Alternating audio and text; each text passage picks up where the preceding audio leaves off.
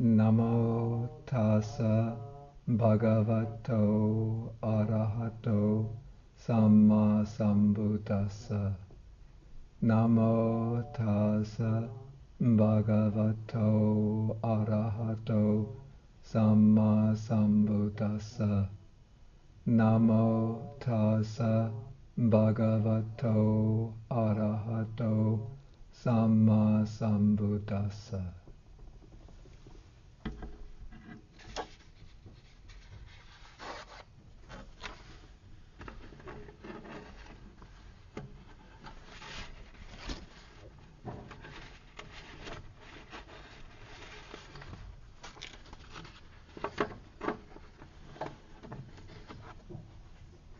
Good afternoon, everyone.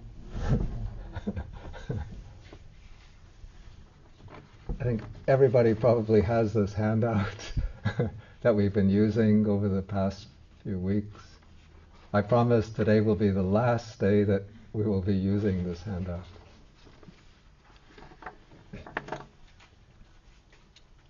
Okay, we have been studying the Mangala Sutta from the Sutta Nipata.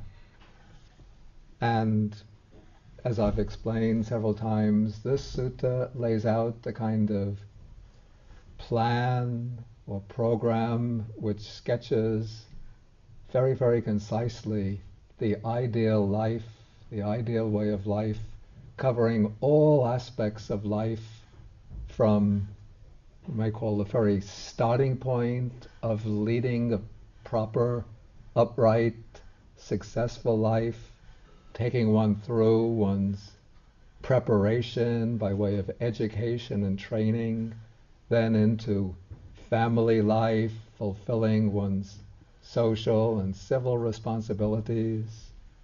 Then it leads one into personal ethics, then into a spiritual life. And we've been going through this sutta verse by verse. And today we come to the last verses. And so, taking our textbook, the translation, the Sutta Nipata, we are now on verse number 10, which I will recite first in Pali, then read the translation, then explain.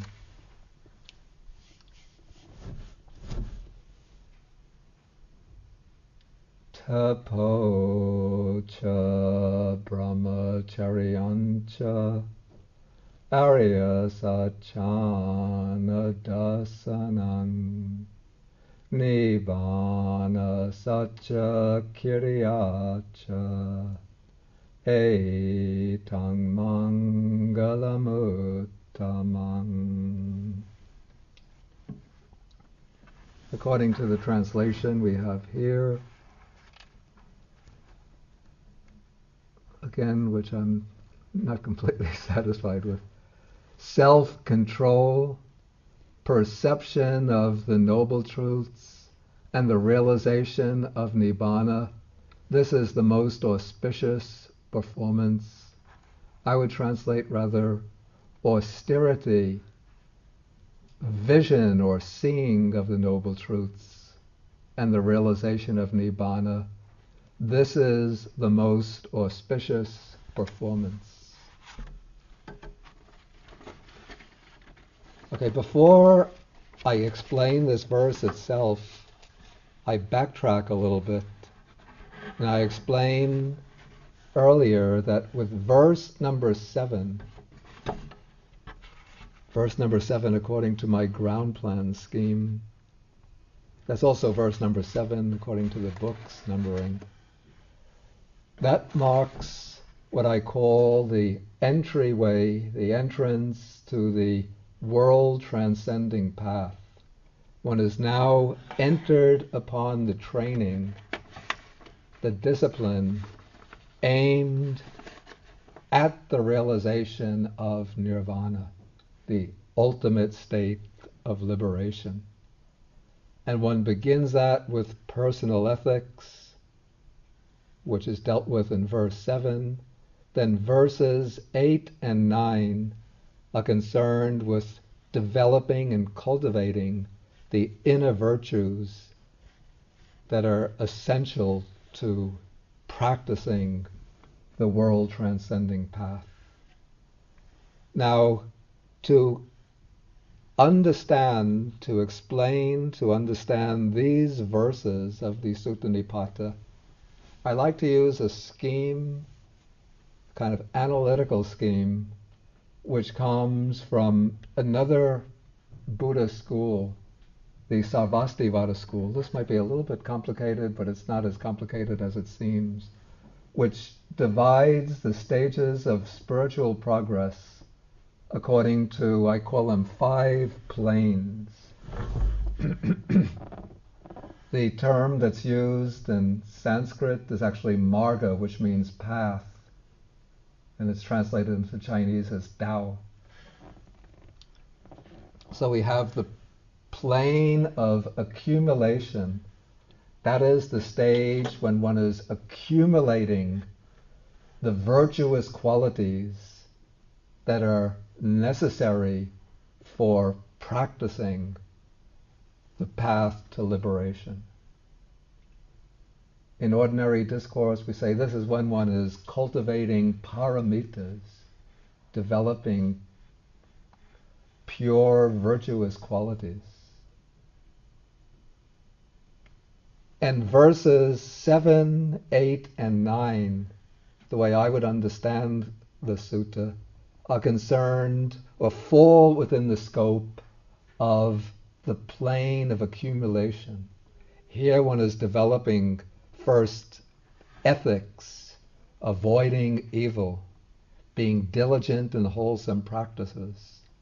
One is cultivating the virtues of reverence, humility, contentment, gratitude, patience, the ability to accept advice. And one is also acquainting oneself with the Dharma by listening to discourses on the Dhamma, holding discussions on the Dhamma, meeting with monks so that one could get some exposure to the qualities of those who are practicing earnestly.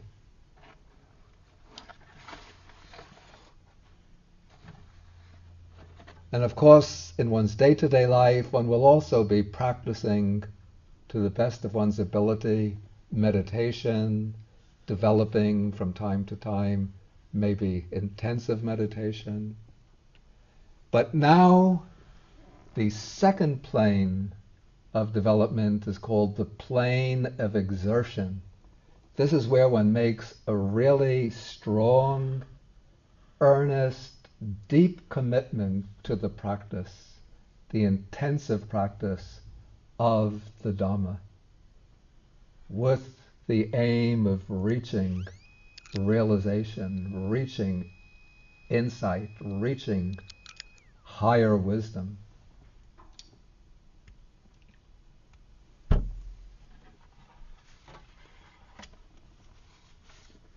And as I understand it, verse 10 marks a transition from the plane of accumulation, the sambhara marga, to the plane of exertion, the prayoga marga, the jia xing dao.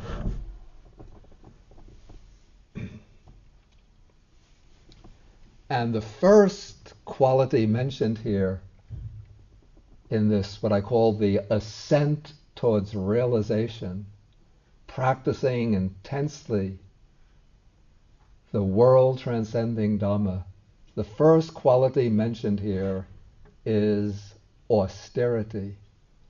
The Pali word is tapa, also corresponding to the Sanskrit word tapas. The original meaning of this word goes back long before the time of Buddha. The word is related to It has the meaning of to burn intensely. And the word came to be applied to practices that were undertaken by ascetics and yogis, which involved afflicting hardship and pain upon the body. So that ascetics, those who lived very austere, difficult lives, were called tapases, practitioners of austerities. And some of these ascetic practices included going on fasts for long periods, or confining one's intake of food to certain very simple foods, maybe just eating only fallen fruits, fruits that one finds fallen on the ground, eating only roots like yams, exposing the body during the hot season, exposing it to the heat of the sun, during the cold season, going about naked or almost naked, sleeping on beds of thorns, standing for long periods without lying down, undertaking all sorts of practices that involve self-deprivation, inflicting hardships on the body. Now, when Westerners look upon these practices coming from people coming from a Christian background, they think that those who are engaged in these practices are doing so because they are punishing themselves, that this is a way of tormenting oneself because one has a sense of guilt, a feeling of guilt, and one is trying to exonerate oneself from that sense of guilt through inflicting pain on the body. But that is not the meaning at all within the Indian context. Rather, the belief had developed in India going back probably long before the time of the Buddha, that by depriving oneself of basic enjoyments and inflicting hardship upon the body, one turns the basic energy of the life force inwards, and one builds up within oneself, within the mind, a spiritual power which increases in intensity, increases in force, until it becomes so strong that it reaches what we might call supernatural dimensions. And when one acquires, or when one builds up that spiritual power to this extraordinary extent, one is able to utilize that spiritual power to command the forces of nature to follow one's will. One could even use the power that builds up to command the deities, so that the yogis who build up the force of tapas are able, they are more powerful than the deities, the devas. And even the devas have to follow the command, the will of these powerful yogis, these ascetics. This was the belief in ancient India, not merely a belief, but this was confirmed time and again through practice. The principle is that by going against, in a sense, it's like going against the grain. It's like an object going against the force of the wind. When it's going against the force of the wind, by moving in that direction, it exercises, it accumulates a kind of force of friction. And so that object becomes heated, becomes hot, starts to glow and to radiate. Along the same, analogously, the yogi, by going against the natural inclinations, against the natural dispositions of the mind, builds up the inner force, the heat, the strength of tapas, and is able to use that strength, that force of tapas, to control and command nature, to control and command the deities, even to gain mastery over the forces of life and death, to gain access to immortality. Okay, when the Buddha appeared on the scene, the yogis were also practicing, were still practicing austerity. But the Buddha also undertook the practice of austerities in this way, because he was trying out these methods in the belief that perhaps these methods led to liberation. And so the Buddha undertook these austerities. He said he carried them to an extent that nobody previously had ever carried them. And he said that even though he took them to that extent, he found that they do not lead to liberation. They just torment the body, they weaken the body, but they do not bring wisdom. Maybe some yogis get extraordinary powers through them, but the Buddha wasn't seeking power, he was seeking wisdom and insight. And he found that these techniques don't lead to wisdom. And so he rejected these techniques in order to develop what he called the middle way, the Noble Eightfold Path.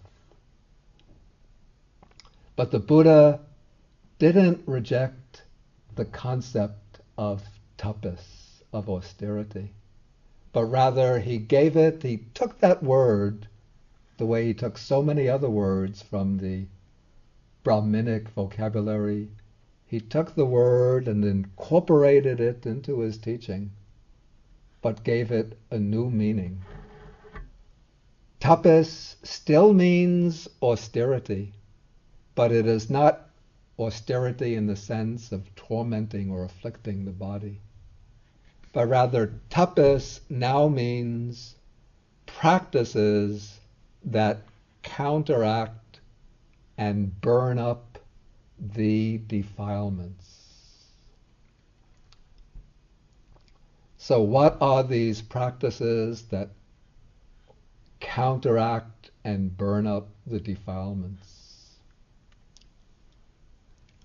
The practices that burn up the defilements, we could incorporate them into the three headings of sila, samadhi, and panya. That is morality, moral discipline, concentration, and wisdom. But here now, when moral discipline becomes tapas, becomes austerity, it's no longer moral discipline simply as an ethical practice, simply as a moral practice. But we are now going beyond the ethical practices of sila, of moral discipline. And now moral discipline is becoming a way to counteract the defilements in the mind. And this is done by expanding the 5 precepts for a lay follower on certain occasions into 8 precepts.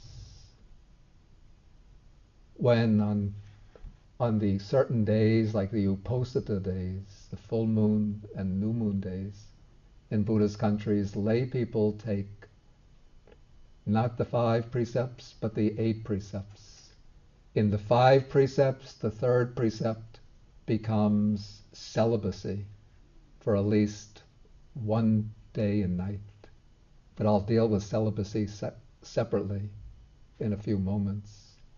But then, beyond the fifth precept, one has the precept to abstain from taking food after midday.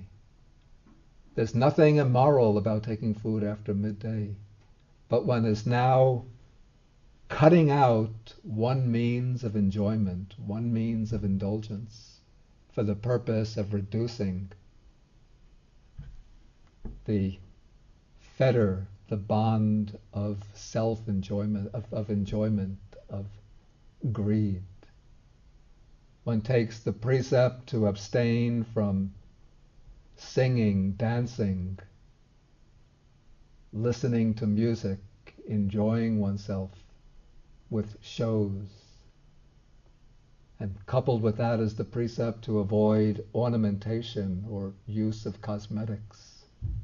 Again, this is a way of restraint, of cutting out the tendency of the senses to seek enjoyment. Then one takes the precept to avoid the use of high and luxurious beds and seats. This is a kind of austere practice.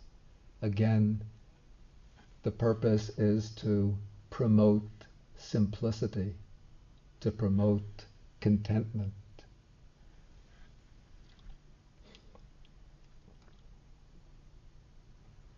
Okay, beyond these 8 precepts, we have further sets of precepts for monastics.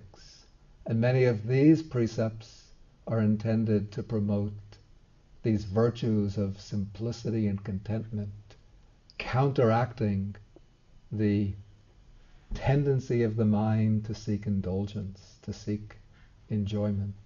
And again, they are burning up the defilements of greed, the desire for enjoyment. Then the practice of concentration or samadhi is also a type of austerity. Because now one is cutting out the tendency of the mind to wander, to roam, to find enjoyment, to find entertainment amidst the multitude of distracting thoughts. But one is drawing the mind inward, placing the mind upon a single object. And at times the mind becomes very dry in the practice of samadhi. When samadhi is actually reached, it's very cool, very pleasant, very blissful. But in that preliminary stage, one often has to go through very, very dreary periods where one is intensely focusing to burn up defilements. That is the practice of austerity. And then, as one is developing panya or wisdom, this in a way becomes tapas in the very, very strong sense in Buddhism, because tapas means burning, and it is when one is developing insight that the mind really starts to blaze and burn with an intense flame. It's not an unpleasant flame, but it's a very blissful, pleasant, burning sensation. As insight starts to flow, it's like the mind becomes on fire with insight after insight, going into different layers of impermanence as one is observing the arising and passing away of phenomena. And there comes the sensation as one sits and observes the arising of phenomena, the sense of this very, very strong, it's a very strong, quiet, intense flame, burning, burning, burning, burning away these layers, coarse layers of greed, aversion, delusion in the mind. And then when one reaches the breakthrough to the supramundane path, That's when the austerity reaches its climax. The burning and blazing of austerity explodes into the atomic bomb, you could say, the thermonuclear reaction of realization, and destroys, obliterates defilements so that they can't arise again. Okay, so this is austerity. And the most important factor in austerity is energy or effort. That's because energy or effort is what drives one forward in this effort to eliminate the defilements and to bring into being the positive, wholesome factors of the path. Okay, after austerity comes, the next quality is called brahmacharya. The word brahmacharya literally means the conduct of Brahma. Brahma is the divine, the deities who are dwelling in the divine world.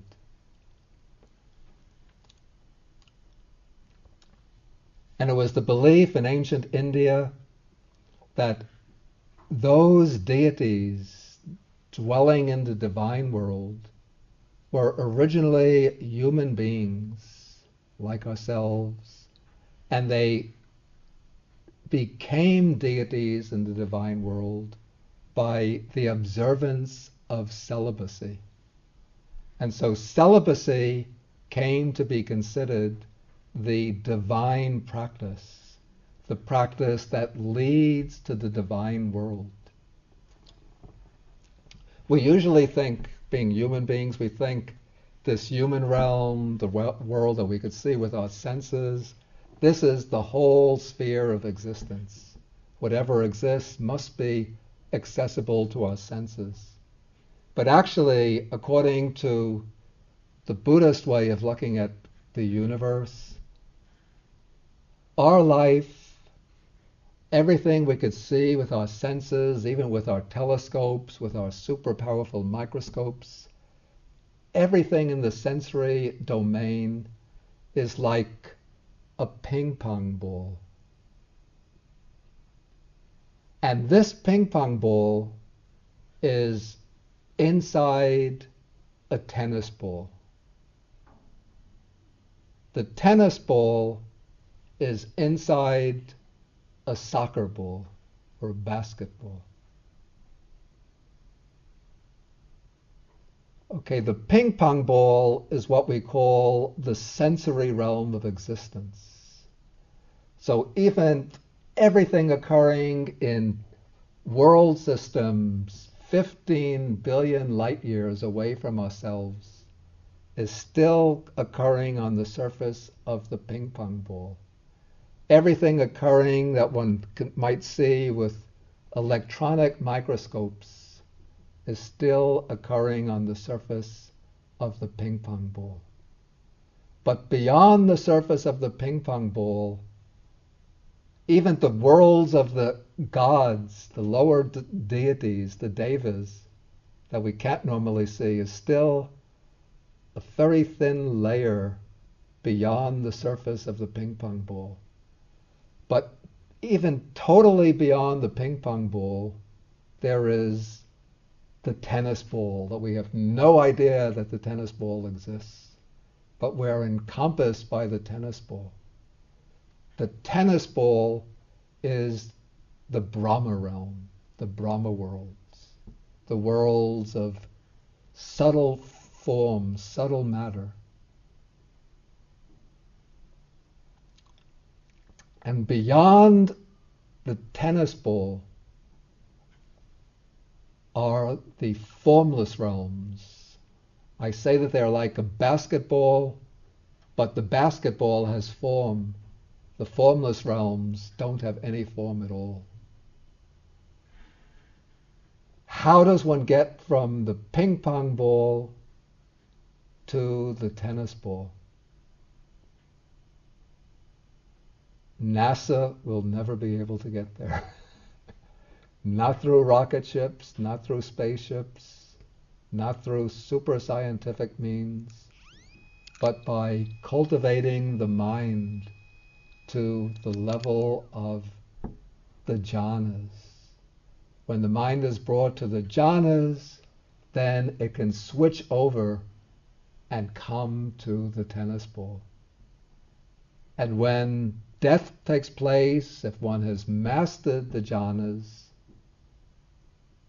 then one will be reborn in the Brahma realm.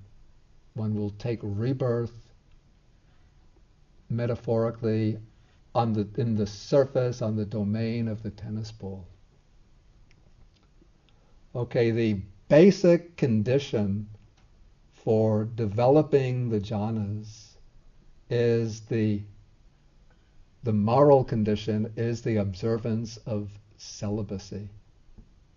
And so the practice of celibacy then becomes the brahmacharya, the course of conduct that leads to, at least serves as the condition for developing the jhanas, the meditative absorptions that are the direct path to rebirth in the Brahma realm.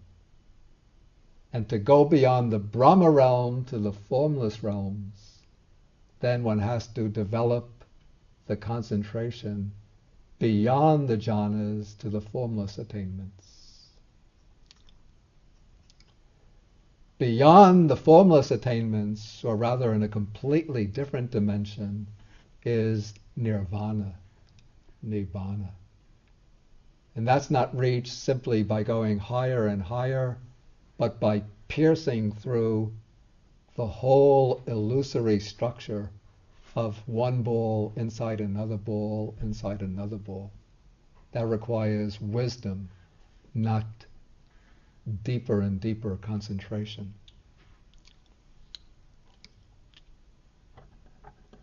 Okay, so Buddhism teaches that those who want to go take rebirth in the Brahma world, and those who are seeking the most direct path to liberation should undertake the practice of celibacy.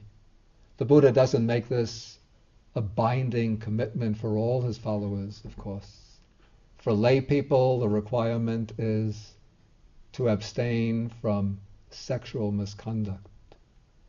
But if one wishes to go directly, as rapidly as possible towards the extinction of suffering, towards liberation, then the observance of celibacy becomes a strong supporting condition. And for monastics, of course, it's a necessary condition of the monastic life. And so celibacy is laid down by the Buddha because celibacy gives a certain freedom. It helps to cut down this tendency of craving, always to be seeking enjoyment, sexual enjoyment through the senses.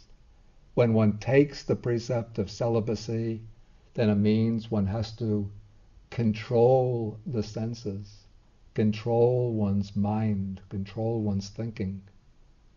And though it's a difficult principle to observe, as one lives the celibate life, one finds that it brings inner happiness, inner freedom, inner purity.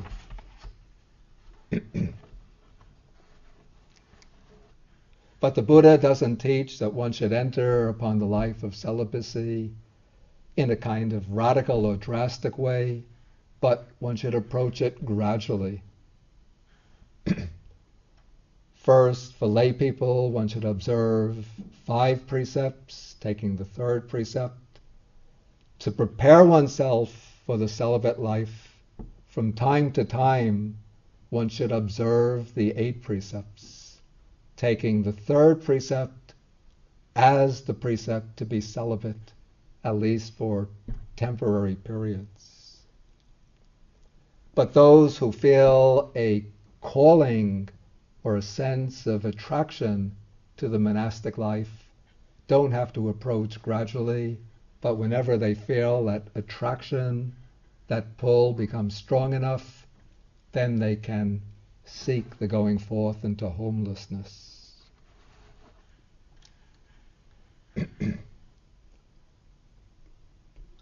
Okay, celibacy is one meaning of brahmacharya, but in the text, the word brahmacharya has another meaning, a wider meaning. In this wider meaning, brahmacharya means the entire holy life, the entire spiritual life. And so the Buddha says in some suttas in the Samyutta Nikaya, what is the holy life? It is this noble eightfold path. So in this way, the eightfold path is the brahmacharya, the spiritual life. And already in the eightfold path, already we've pretty much covered the ethical side. So what is especially being emphasized in this next to the last verse of the Mangala Sutta as the essence of the holy life, now building upon austerity, leading to realization, what is being emphasized is, as I would understand it, right effort and right mindfulness, leading to right concentration and right contemplation, the contemplation that will bring insight. Okay, and so building upon this right effort and right mindfulness, one develops right concentration. When the mind is rightly concentrated, one contemplates the phenomena of mind and body arising and passing away.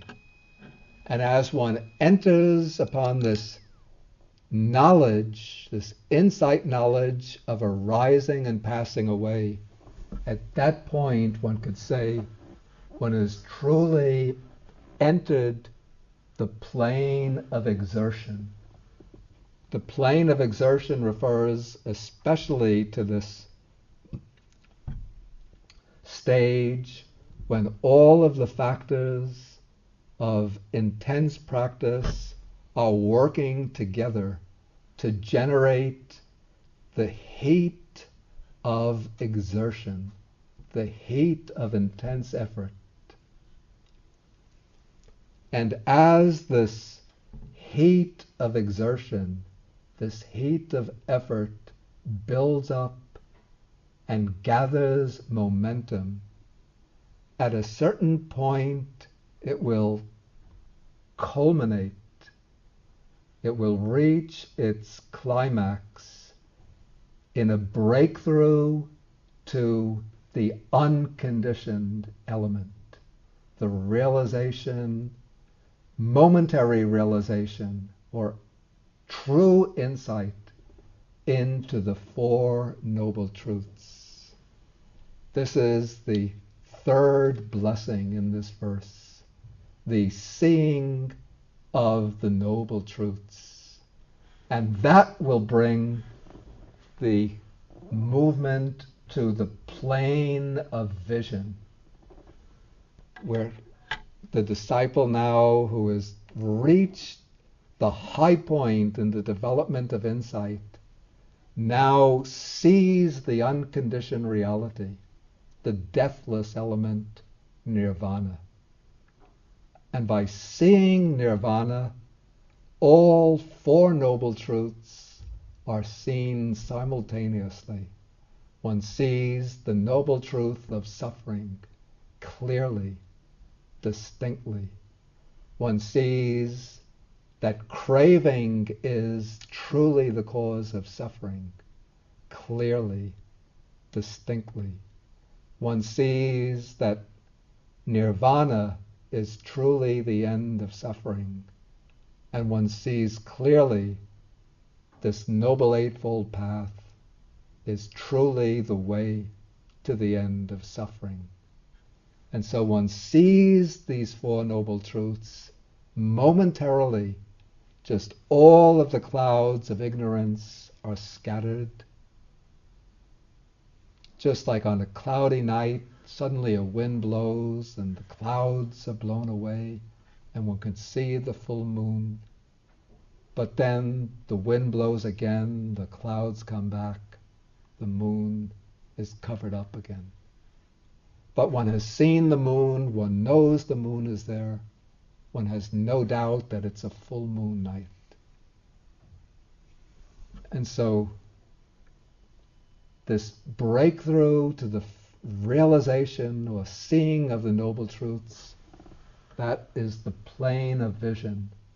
And when one makes that breakthrough, one becomes a stream enterer, one who has reached the stream of the Dhamma and can never fall back again.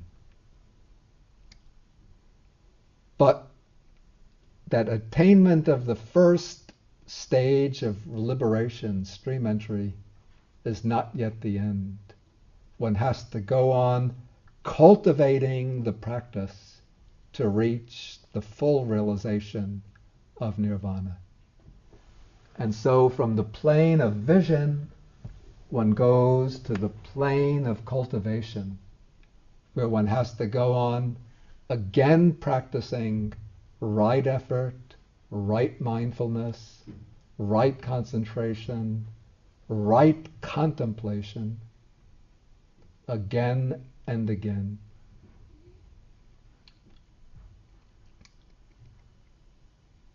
And as one does so, one goes through the second and third and fourth stages of realization.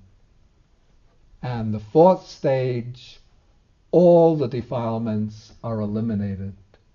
And we can call that stage the realization of nirvana. So here, I don't want to go into theoretical explanations of nirvana, but the practical, meaningful explanation, what is nirvana? The blowing out, the extinction of all the defilements of the mind. The blowing out or going out of greed, hatred, and ignorance. And so, when one cultivates the path, again and again one is seeing the Noble Truths more and more clearly until when they are most clearly seen, all the defilements are extinguished and one achieves the realization of nirvana. And that marks, in verse 10, that is the culmination in the practice of the world transcending Dharma. But the Mangala Sutta doesn't end with that attainment. But there's one more verse describing 4 more blessings. This is verse 11.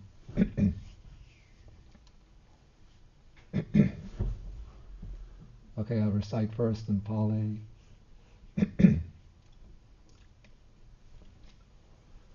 Buddha saloka dhammehi cetang yasana kampati asokang virajang kemang etang mangalamuttamang. According to our translator, he didn't do it the way I would have done it. he says, if one's mind is sorrowless, stainless, and secure in Nibbana, and is not disturbed when affected by worldly vicissitudes, this is the most auspicious performance. All the translation, I'd say, is good, except I would have put it according to the sequence of the Pali. I would say, one whose mind is not disturbed when affected by worldly vicissitudes, sorrowless, stainless, and secure, this is the most auspicious performance. Okay, I would just say that the theme of this verse, I call the theme fulfillment, and describe this as embodying the world transcending Dhamma in the world. That is, in verse 10, we've reached the completion in the way upwards. We've gone all the ways from the beginning. We've now come to the top of the world transcending Dhamma with the realization of nirvana.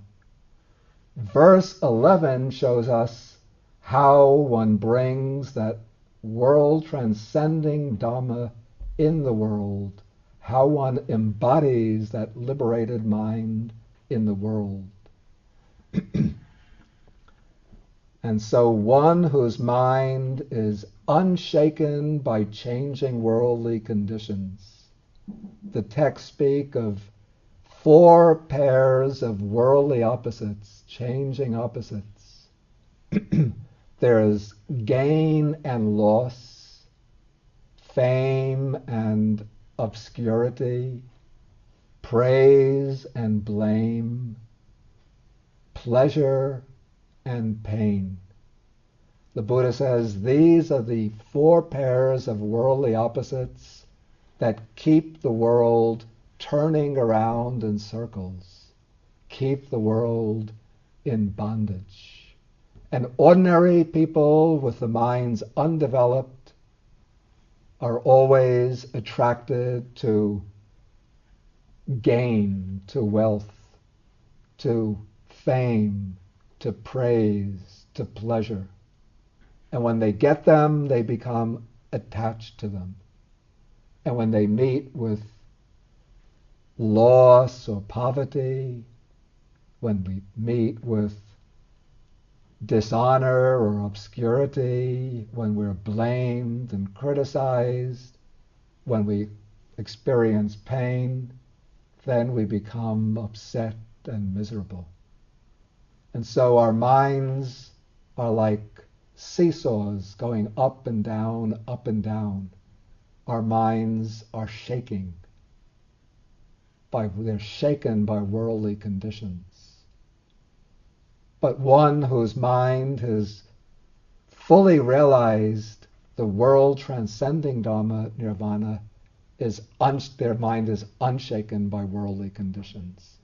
No attachment to gain, honor, fame, praise, pleasure.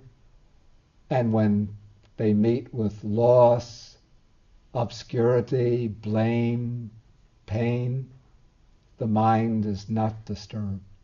They still experience physical pain, sometimes terrible physical pain, but the mind remains calm, unshaken. Okay, and so the mind is sorrowless, never experiences any sorrow, grief, misery, worry, anxiety, distress. All of that is finished. The mind is stainless, so literally free from dust. There are many, many defilements. All of those defilements have been eliminated completely. The Buddha says that all of these defilements spring up from the deep underlying tendencies of defilements. But for the Arahant, the liberated one, those defilements have been cut off right at the level of the underlying tendencies. So the mind is free from even the subtlest little dust-like tendencies to the defilements. And a mind completely free from defilements, from the dust, is kemang, secure. The mind is secure because it will never come back to any realm of conditioned existence. It's now fully liberated.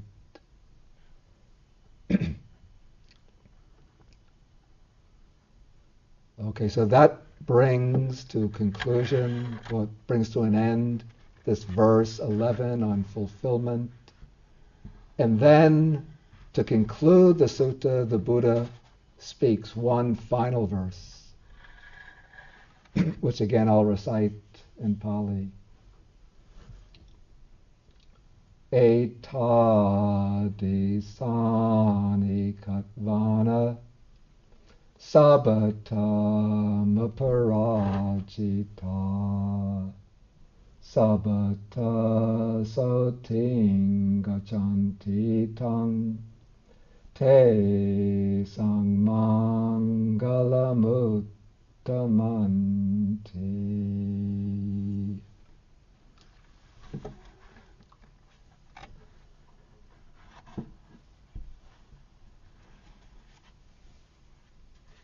Okay,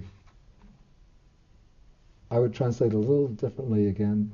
Those who act thus are everywhere unconquered.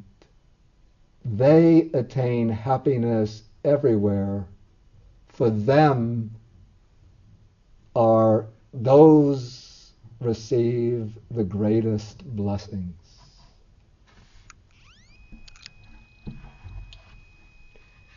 Okay, so this in a way just sums up the whole sutta. So those who act thus, who have fulfilled all of these stages spoken of in the Mangala Sutta, beginning with the orientation, not to associate with the foolish, to associate with the wise, establish secure foundations, undergo the preparations, and then some may lead a virtuous life in the world, others may go directly into the life of renunciation, but then they all have to observe personal ethics, develop a spiritual life, enter the ascent towards realization, and come to fulfillment. Those who fulfill all of these stages, they achieve victory everywhere, and they attain security everywhere. And so the Buddha says they achieve the greatest blessings. And so you could see how comprehensive this one sutta is, just 11, 12 verses, but it covers all aspects of life, from the most elementary stages to the culmination of the spiritual life. Okay, I thank you all for your attention and for listening, and may the blessings of the Noble Triple Gem be with you all. Okay, we conclude by sharing the merits. Okay, we'll do these verses, then take the questions and answers.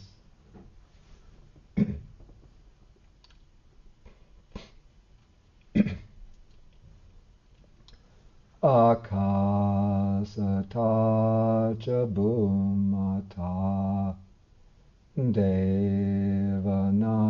mahidika punyantang anumoditva chirang rakantu sasanang. Akasata cha bhumata devanaga mahidika punyantang anumoditva chirang rakantu desanam akasatacha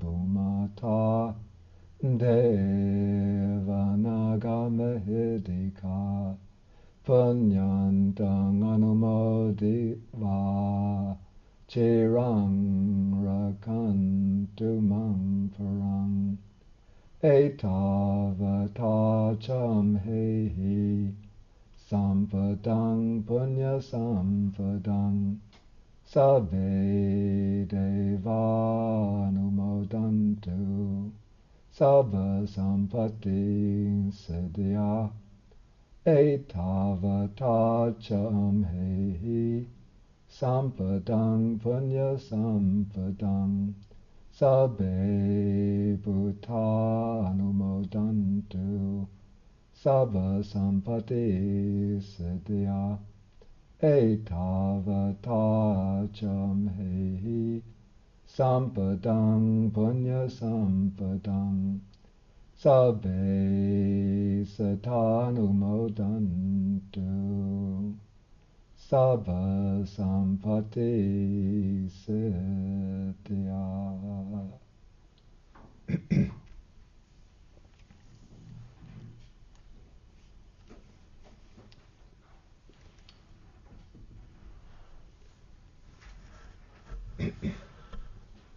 Okay, we take questions now, just for about 10 minutes of questions. People always sit in the back corner.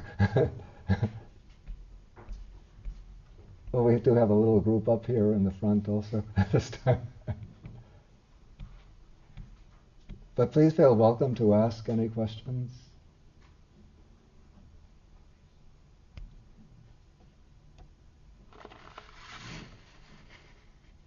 Don't be shy.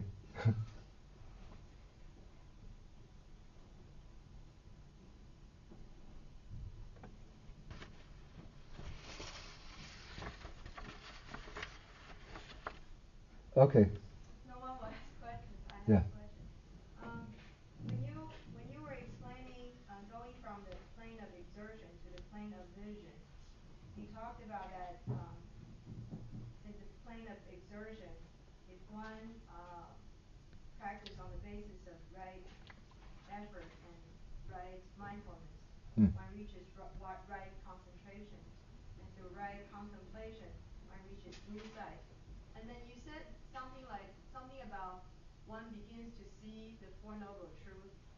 Are you saying that one sees Four Noble Truths one after another at this stage, and when one reaches the plane of vision, one sees Four Noble Truths momentarily all at once? In the plane of exertion, one doesn't really see the Four Noble Truths, but one is starting to see more and more clearly the three characteristics: impermanence, dukkha, suffering, and selflessness or non-self. In a sense, these come under the first noble truth, so we could say that one is starting to see the first noble truth, and to some extent one is starting to see in one's experience the second noble truth. One could see through reflection how craving causes suffering, how when one becomes attached or clings, it causes more dukkha to arise in the mind. That one could see through direct experience. But the actual penetration of the Four Noble Truths is what takes place at the plane of vision. At that point, one actually breaks through to the third noble truth, to the unconditioned, to nirvana. And it is only when one sees nirvana that one truly sees altogether the Four Noble Truths. One sees how they all fit together into one whole.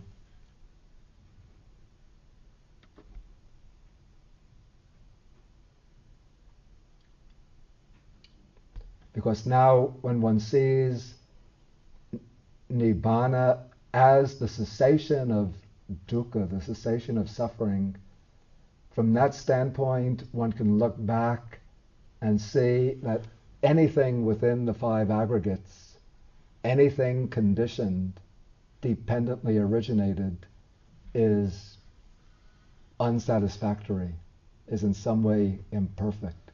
So it's dukkha, suffering. And one has seen, by seeing nirvana, one understands how it is through craving that dukkha originates. Not only psychologically, how attachment brings suffering in the mind, but one understands directly how this craving is what brings renewed existence from one life to the next. One is seeing nirvana directly, and so one is now seeing the third noble truth, and one now sees and understands how this noble eightfold path that one has practiced is truly the way to the cessation of suffering, because one has practiced it and seen how it brings the realization of that state which is the cessation of suffering. So, if we don't get too technical about this, one really begins to see the Four Noble Truths in a graduate sense. Because one, for example, one has to practice the, Mm. the Noble Eightfold Path in order to Mm. Mm. complete the plane of exertion. Yeah, yeah. Right? So, and then one has to be able to see impermanence through the understanding the impermanence of rising and Yeah, passing away yeah, of mind and the body. yeah. So one is gradually seeing the Four Noble Truths. So when we say that one sees Four Noble Truths momentarily all at once, we're Yeah. saying that the completion of the Four Noble Yeah, Truths. yeah. One would say in the plane of exertion, one is seeing partially, to some extent, the truth of dukkha. One sees from one angle the second noble truth, how craving originates suffering in the psychological sense.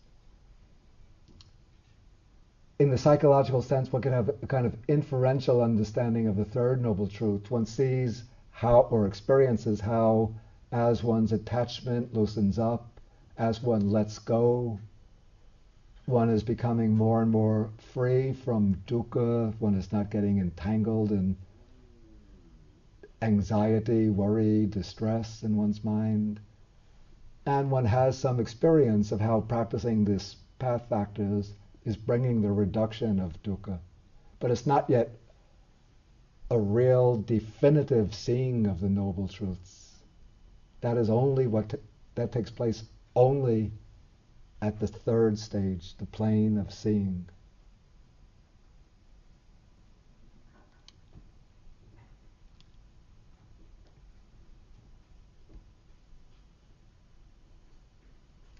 Any further questions? Marcia, yeah. What percentage of lay followers get to that stage of stream entry? I don't think it's so rare. Don't think it's so difficult. In the Buddha's time, many would reach the stage of stream entry. And that's only through intensive practice. Of course, people who would have reached without intensive practice would have had very sharp faculties from previous lives. And so when they hear the Buddha or some advanced monastic person give a discourse, then their developed faculties suddenly come up, and then they can make the breakthrough. But I think nowadays there are people who practice, lay people, quite earnestly, and do achieve the stages of stream entry, once return, I've heard some cases of lay people who are said to have reached the stage of non-return.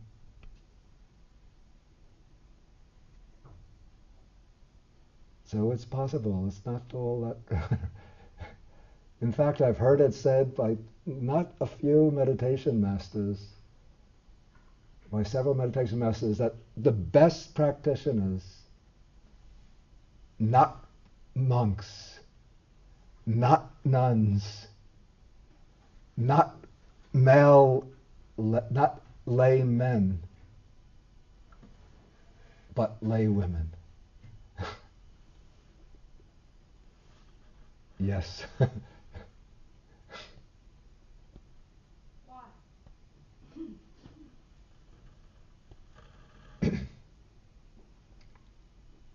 I didn't hear the answer that they, because I didn't hear it from them directly, but I've heard it through so and so told. Well, a person told me that such and such meditation master has said that the best, and these are meditation masters who have taught many pupils, have said my best practitioners are women, are lay women.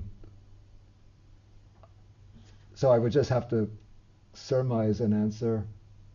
And this is in Asia, where women really do, say, the full drudge, have gone through the difficulties of household life, bringing up families with, it's not where they have birth control, so they could have one child, two children, no children, but they might have had to bring up 5, 6 children.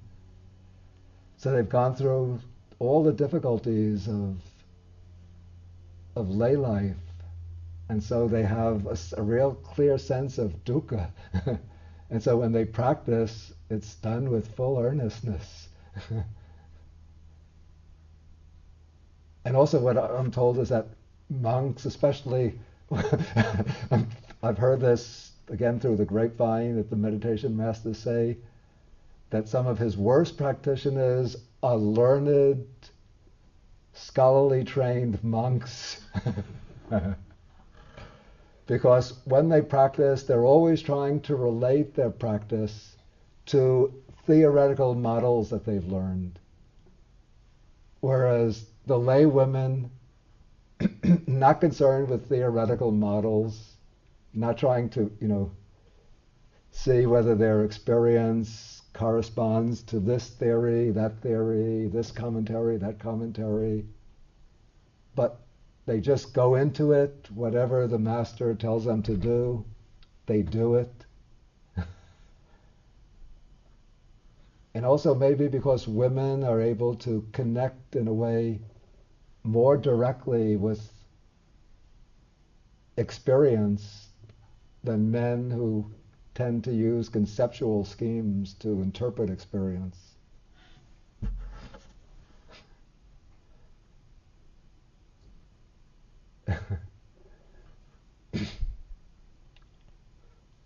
Ooh, this is being recorded. Okay. Yeah. We take a break. Please rise.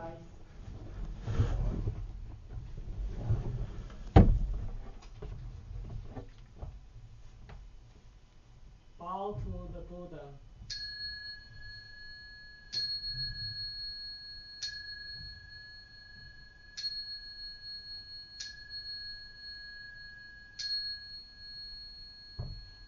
Bow to Bande.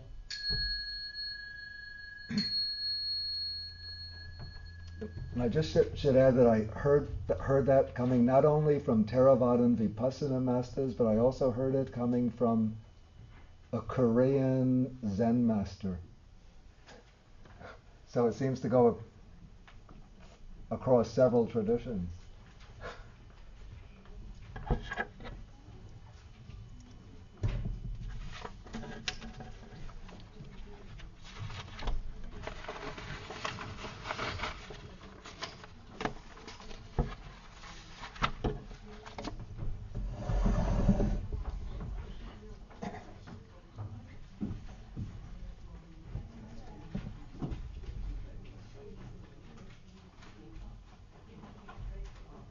we do the Pali class. So we do it 2:30, okay?